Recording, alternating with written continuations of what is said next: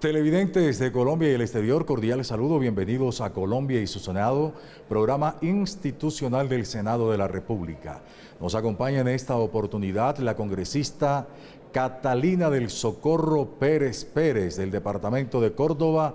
Tierra y dignidad ha sido su bandera desde muy joven. Senadora, bienvenida, gracias por acompañarnos. Gracias, mil gracias a este programa tan importante del Senado de la República. ¿Cómo le gusta que le digan, Catalina o Catalina del Socorro? Catalina es bonito, y del Socorro, pero Catalina para que sea más corto. ¿Dónde nació Catalina del Socorro Pérez Pérez? Pues nací en el municipio de Montería, Córdoba, en una vereda que se llama Los Vientos. ¿Qué recuerda la senadora Catalina Pérez de esa vereda Los Vientos? Bueno, de Los Vientos no recuerdo casi nada porque lo que pasa era que mi padre y mi madre trabajaban en fincas de terratenientes.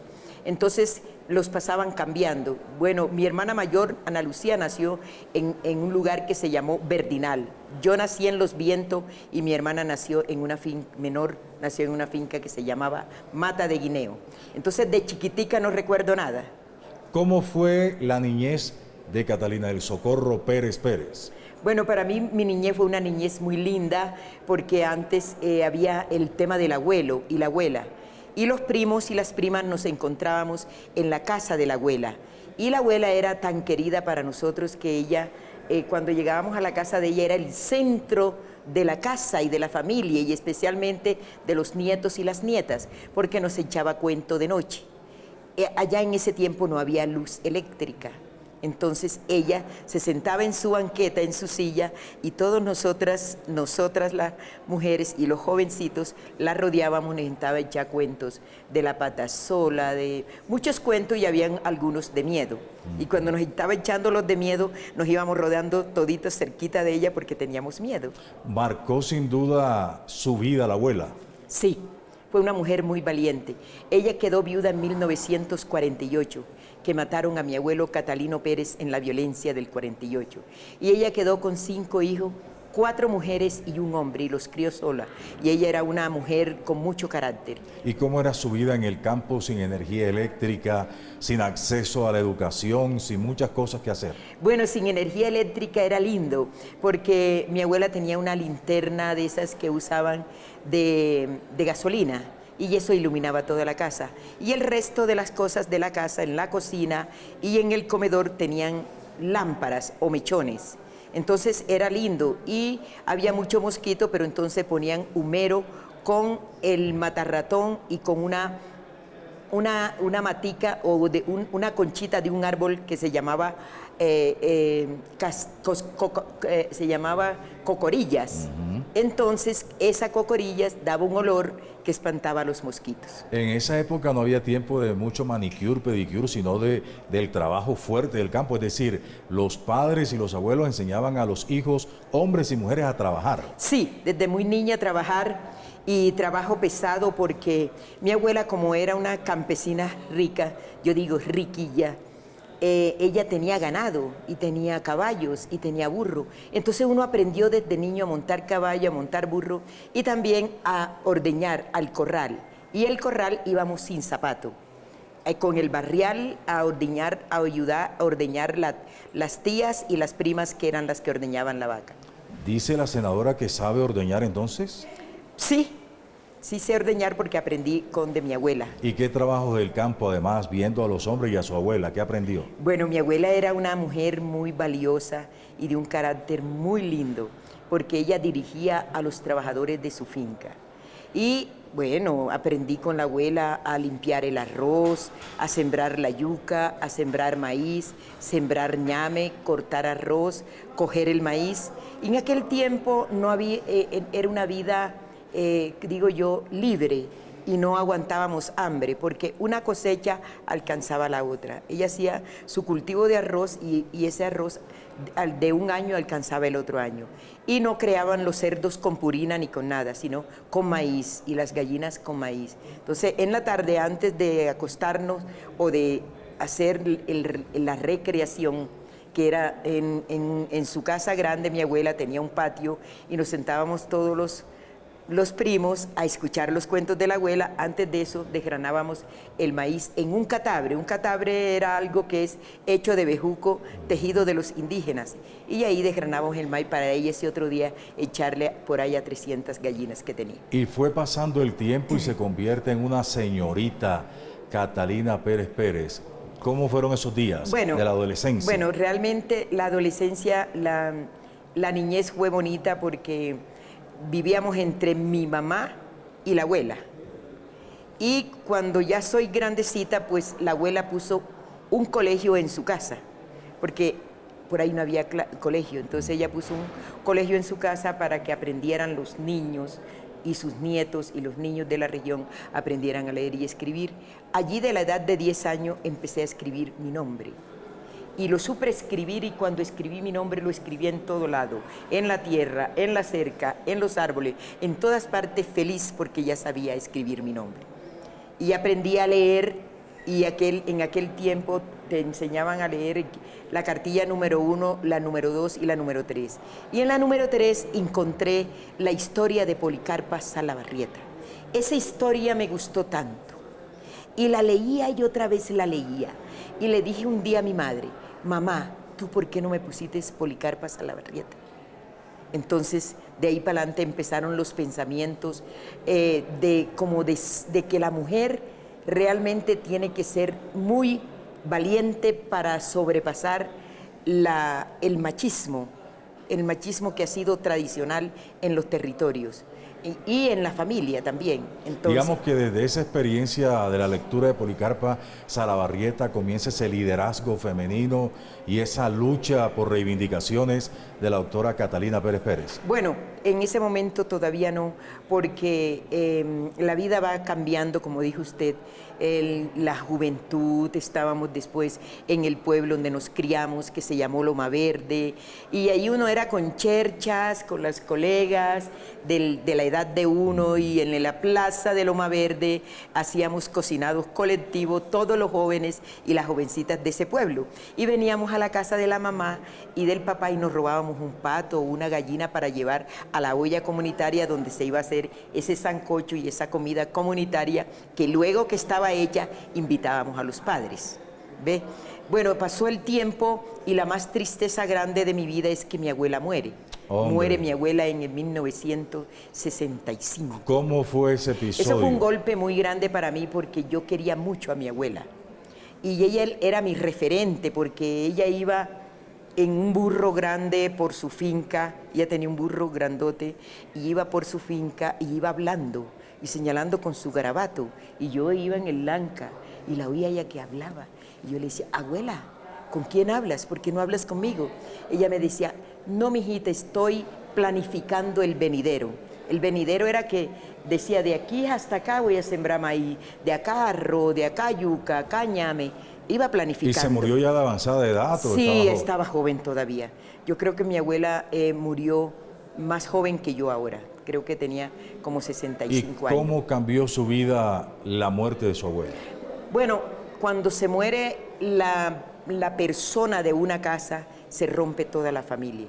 Ella le dejó herencia a sus hijos, que cada uno le tocó 12 hectáreas de tierra, y ellos vendieron y se fueron. Entonces mi mamá se fue para Loma Verde y allá en Loma Verde continuamos nosotros la vida, y la vida pues no era lo mismo. ¿Por qué? Porque yo digo siempre, si yo hubiera sido grande, nunca dejo vender la tierra que la abuela le dejó a la mamá. Pero antes los papás hacían las cosas sin decir. Y entonces usted dice que su abuela era referente, era el orgullo, era esa guía, y ella se muere.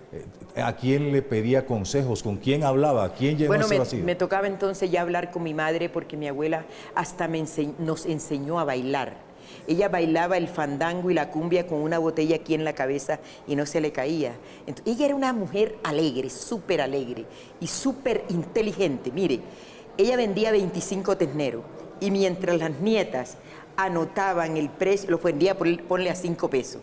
Mientras las nietas anotaban en el cuaderno todos los números de los terneros, ella sacaba sin escribir y sin nada de memoria la cuenta. Y así escribiera usted y sacara la cuenta, era esa cuenta que ella decía. O sea que sin duda el ser que más marcó su existencia fue la abuela. Mi abuela. Mona Vargas. Hasta para el baile. Hasta para el baile. ¿Y era celosa la abuela, por ejemplo, si había algún pretendiente en esos Loma Verde o sitios cercanos? Eso, todas las abuelas y todas las mamás siempre han sido celosas. Ellos siempre cuidaban a uno y le daban consejo que uno no se dejara, por ejemplo, como dejarse parquear en la calle, que no le hablen en la calle, que si uno tiene un enamorado que venga a la casa y hable con la mamá y hable con uno. Esos eran los consejos, entonces uno asumía esa responsabilidad y ese consejo. ¿Y le enseñaba a cocinar también? También aprendimos a cocinar y a hacer un dulce delicioso que hacía mi abuela en la Semana Santa. Ese dulce se llama el mongomongo. Ese dulce, ¿El mongomongo? ¿En qué consiste el mongomongo? Ese dulce tiene 7 frutas. Y ese es el dulce que hacían tradicional para la Semana Santa. Porque antes la vida era bonita, la Semana Santa. La Semana Santa era algo que te visitaba mucha gente en tu casa, entonces tú tenías mucha comida y ese día le dabas comida a todo el que llegara a la casa y mi abuela hacía eso. Digamos que sus primeros años de vida fueron una maravilla de unión, de alegría, de confraternidad, de paz, de cosas bonitas en casa. Sí, y fue algo que marcó mi vida en el sentido de la solidaridad, porque mi abuela, cuando iban a cocinar las nietas, ella decía que había que echar un plato o 2 platos más, o sea, 1 o 2 porciones más, porque si en el momento que se servía la comida pasaba alguien, había que darle comida. Hablamos con Catalina del Socorro Pérez Pérez, senadora del departamento de Córdoba, campesina orgullosa. Nosotros hacemos una pausa para mensajes institucionales y regresamos en unos segundos aquí en Colombia y su Senado. Ya volvemos.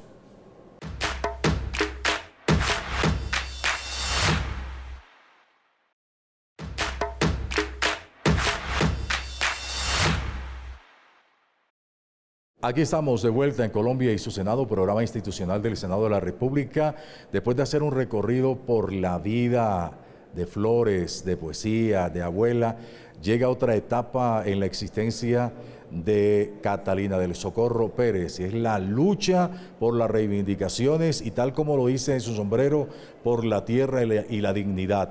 ¿Cuándo comenzó ese proceso? Bueno, el proceso de la organización campesina empieza a fines de los 70 y me estreno como una luchadora el 21 de febrero de 1971. Sí. Que llegó la organización campesina a los territorios, porque en aquel tiempo, pues la idea del presidente Llera era hacer la reforma agraria. Y para hacer una reforma agraria tenían que tener al campesinado organizado. Hubo en Colombia en ese tiempo 5.000 promotores campesinos que fueron a los territorios a organizarnos.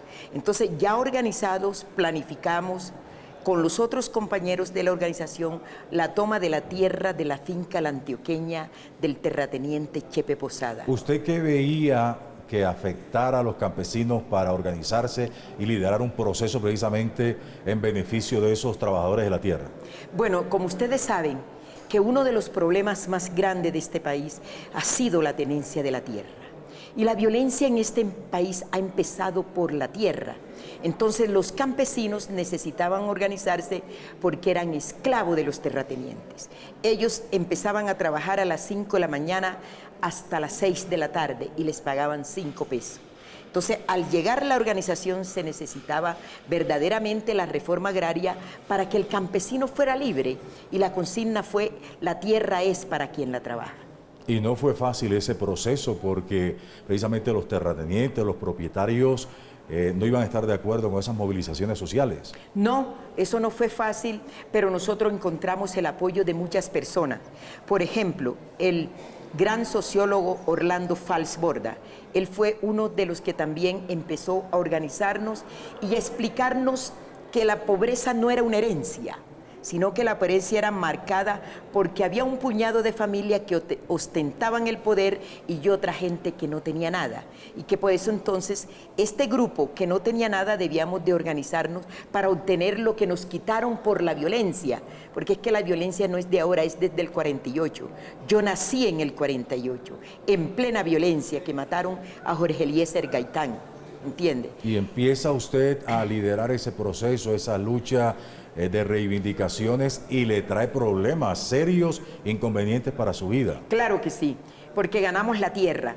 Bueno, ya muchos que ganamos la tierra, que estuvieron con nosotros en la toma de tierra, sobre todo muchas mujeres, ganaron la tierra, fueron aparceladas por el Instituto de Reforma Agraria en Cora y ya se quedaron tranquilas en su casa, trabajando. Pero yo entendí que no era eso lo mío, sino que así como mis padres, que antes, si desayunábamos no almorzábamos y si almorzábamos no comía, y que en vez de beber leche con café, bebíamos café con leche, yo entendí que la importancia de la tierra era que todos los campesinos y campesinas tuvieran una parcela, así como nosotros, y que tuvieran vaca, ganado, mucha gallina y una vida digna. Entonces yo continué en la lucha apoyando y organizando a otros campesinos que no tenían tierra para buscar más luchas por la tierra para que tuvieran tierra. ¿Y qué pasó con esa lucha? Bueno, que la llevó incluso a salir del país. Bueno, mire, entonces cuento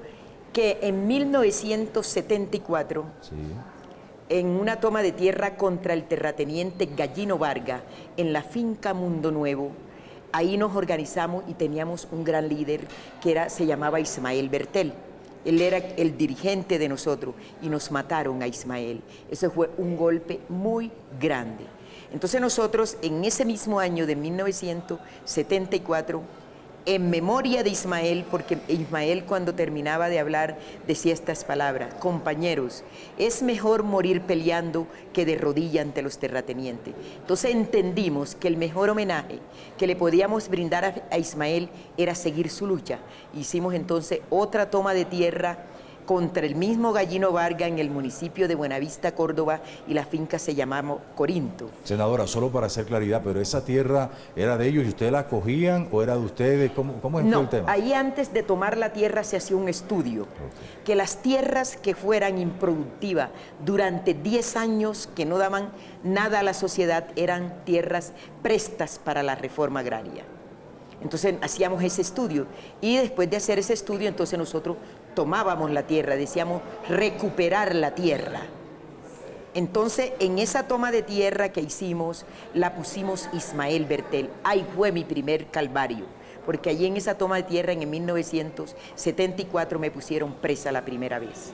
Sí. Habíamos en la toma de tierra 150 personas, 50 mujeres y 100 hombres. Y cuando llegó la represión apenas me llevó a mí. Entonces, cuando tú sabes que cuando está la gente que la llevan presa hay que hacer denuncia, entonces llegaron unos líderes a recoger los nombres de nosotros para denunciar que estaban tantos campesinos presos por esa toma de tierra del Gallino Vargas. Entonces yo le dije a los líderes, no pongan mi nombre, porque después mi mamá y mi papá escuchan. Dijeron, no, es que tenemos que ponerlo, además eres la única mujer que está. Bueno, eso lo denunciaron por la radio, nos pusieron presos primero en Buenavista y de ahí nos llevaron para la capital, para Montería. ¿Y cuánto duró presa? Duramos presos como unos 15 días. A los 15 días nos soltaron, pero yo no fui para allá donde la familia, yo fui para la casa campesina que la teníamos en un barrio que se llamaba Santa Fe. Y teníamos un periódico que se llamaba Carta Campesina. O sea, su proyecto de vida era el tema campesino, la lucha campesina. Entonces yo rapidito empaqué y me fui para Buenavista otra vez. Cuando voy por toda la avenida Primera de Montería, que si un día usted va, le voy a enseñar dónde es. Yo iba caminando rápido porque iba a salir el último carro. Entonces oigo una voz que me llama. ¡Catalina! No miré. ¡Catalina! A la tercera vez que me dicen Catalina, volteo a ver. Mi papá corriendo atrás de mí. Y me preguntó, mira muchacha mierda, ¿para dónde vas? Yo no le dije que para Buenavista, yo dije, voy para Planeta Rica, para ninguna parte vas. Mira muchacha mierda, tú no estabas presa. Yo le dije, no señor, ¿a quién le vas a decir mentiras si escuchamos en la radio?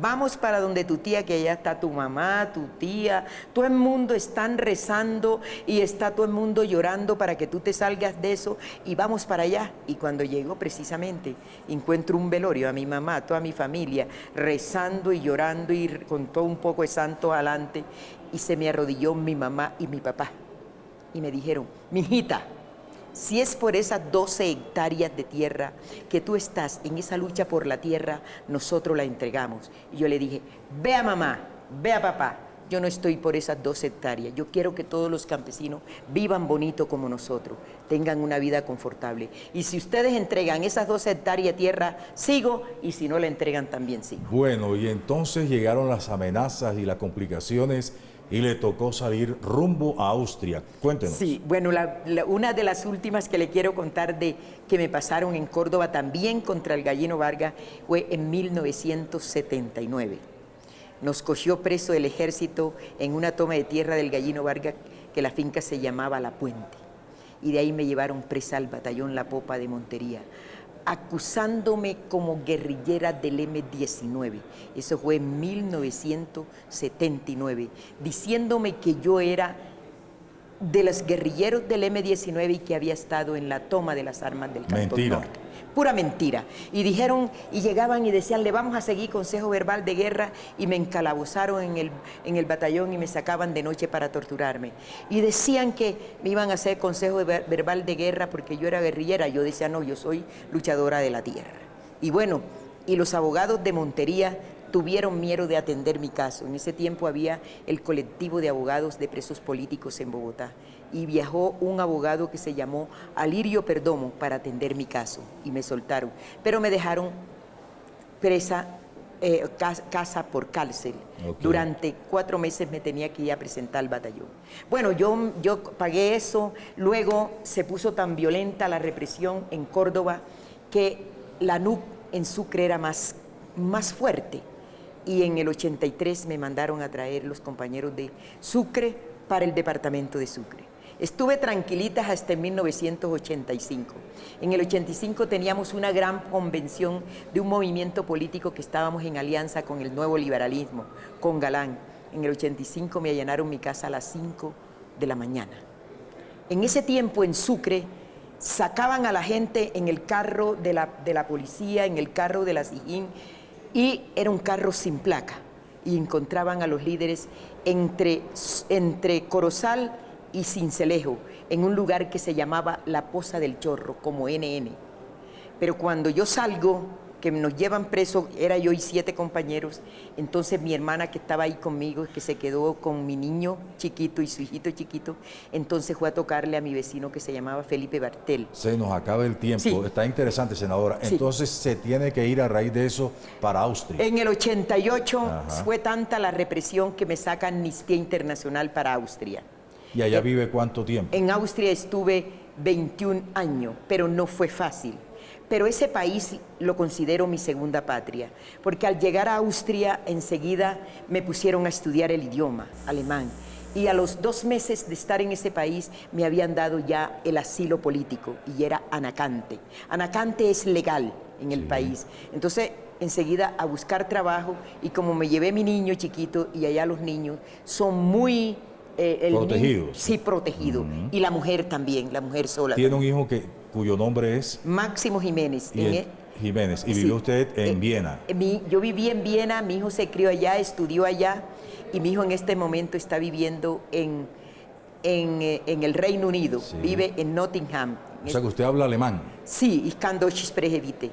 ¿En Austria hablan alemán? Sí, hablamos alemán en Austria. Díganos algo en alemán, senadora. En alemán le voy a decir algo que no me gustaba mucho, que decía, que encontrábamos en las paradas de los buses, que decían Ausländer raus, extranjeros para afuera, quiere decir en español. Sí. Entonces yo decía, cuando vuelva y vaya a Colombia y encuentre a los extranjeros, los voy a tratar como nos tratan a nosotros, porque a pesar de que tenía la nacionalidad austriaca y todo, tú sigues siendo extranjero porque estás en un país prestado. Alguien diría, bueno, pero Catalina del Socorro Pérez sale de una vereda en Córdoba y está en Viena, Austria, con música, cultura. ¿Qué viene a buscar acá y por qué se regresa? Bueno, te da...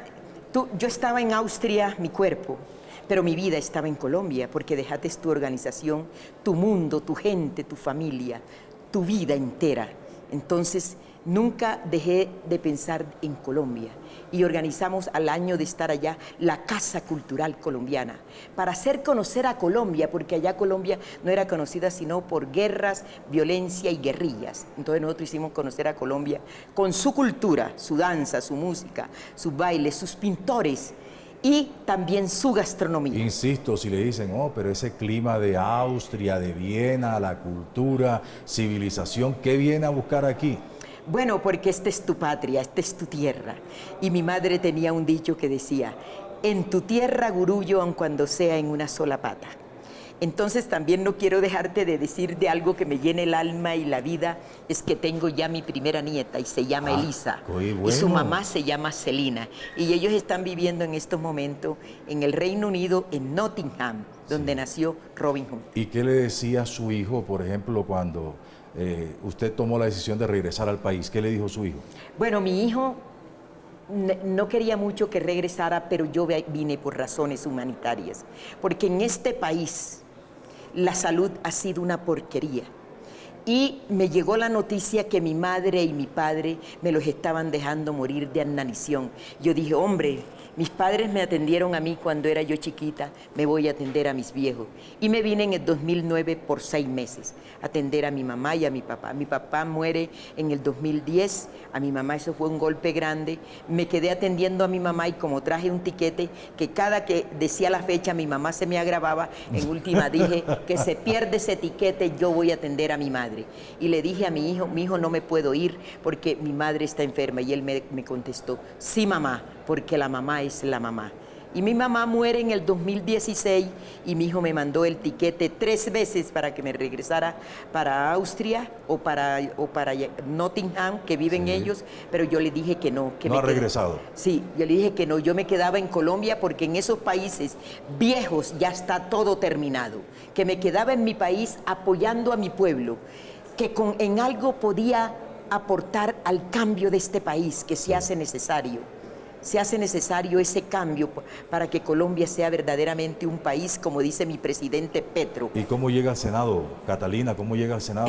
Bueno, el Senado llegó por la historia de la NUD.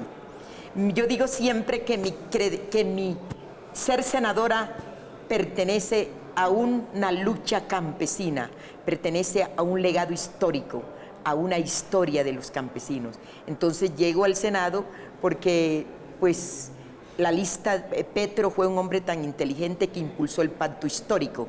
Y pacto es pactar con los que nunca has pactado. Entonces impulsaron la lista cerrada paritaria, un hombre, una mujer, y ahí entró Catalina Pérez a la lista. Y sigue con su sombrero típico de Córdoba y Sucre y sus atuendos del Caribe. Sí, porque el sombrero volteado tiene su historia. Esta es una historia tradicional de nuestros indígenas zenú. Esta es una historia, una cultura milenaria. Sí. Y el sombrero siempre lo usa el campesino para el sol. Y tiene varios modelos. Cuando el hombre es casado, usa el sombrero así. Ah, ok. Cuando el hombre está enamorado, usa el sombrero así. Ajá. Para hacerle así a la chica, ¿ves? Para que no lo vean los otros. Okay. Y yo lo uso así para también guiñar el ojo a los chicos. Ah, además que estuvo casado usted con Máximo Jiménez, sí, un referente del vallenato protesta. Sí, Máximo Jiménez considero que fue el pedagogo de la lucha campesina por sus canciones. Si quiere le doy un pedacito de una ¿Cómo canción. dice la canción? La tierra tiene que ser del hombre que la trabaja. Esta consigna hay que defender porque las tierras fueron robadas. Aquí en este país vemos grandes hacendados y el campesino infeliz muerto de hambre y explotado. Oiga, pero ¿cómo canta de bien, senadora? Ajá, aprendí con Máximo Jiménez. ¿Y no ha vuelto a Austria, no? No he vuelto a Austria. No, porque no he querido, incluso me hacen reclamo mis amigos y mis amigas, porque allá tuve muchas amigas, por ejemplo, allá... ¿Y ya conoce a la nieta? Sí, claro, eso sí la fui a conocer a Nottingham. Okay. Ya mi nieta tiene 1 año, 3 meses, pero de Austria te cuento algo. Cuando llego a Austria tú buscas organización, porque quería estar donde estaba la organización, y me encontré con la Katholische Frauenbewegung, el movimiento de mujeres católicas de Austria. Y le hablé de la organización de mujeres que yo había dejado acá, que se llama la Asociación Departamental de Amas de Casas Rurales de Sucre. O sea, que ha dejado usted huella por donde Claro, Amas de Casas Rurales de Sucre, y le presenté un proyecto. Yo llego en mayo y en diciembre del mismo año vino el apoyo de las mujeres católicas de Austria a AMAR acá en Colombia, en Sincelejo.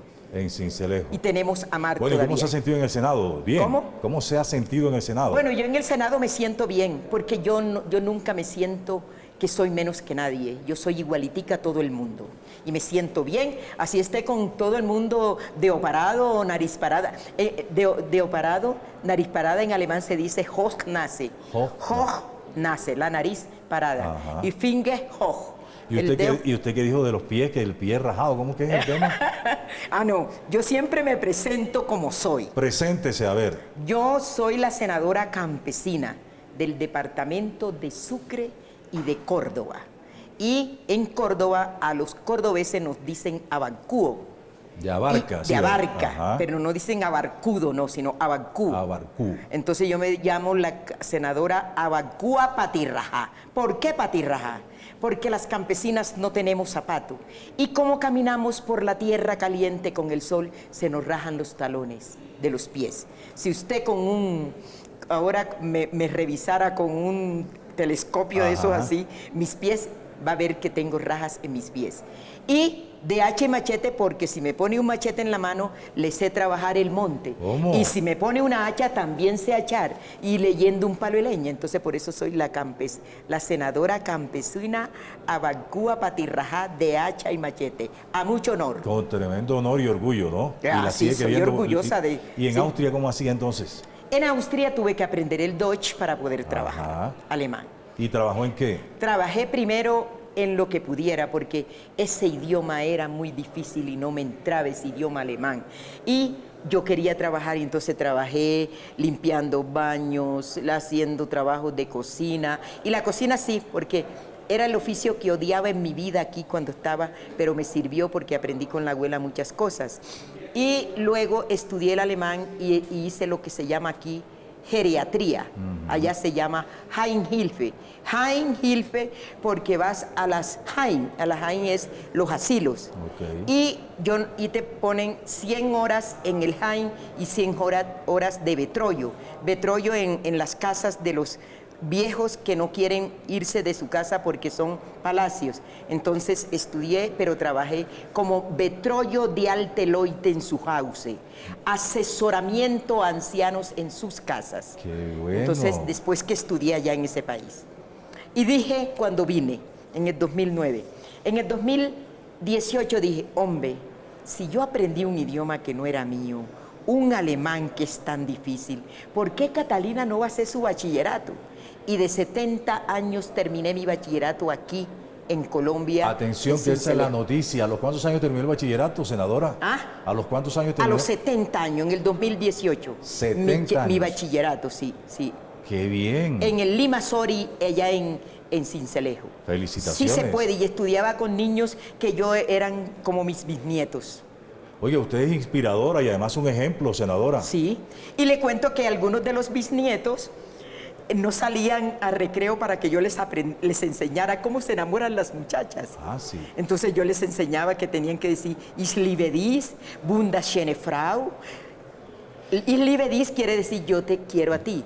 Y wunderschöne Frau, qué linda mujer. Esto es Macondo en su máxima expresión. Esto es cultura, esto es realismo mágico.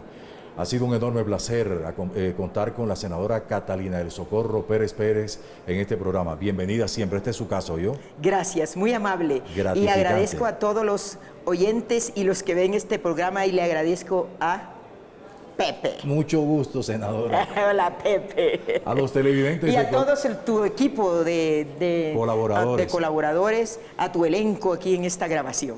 A los televidentes de Colombia y el exterior, muy amables, nosotros nos reencontraremos en cualquier instante.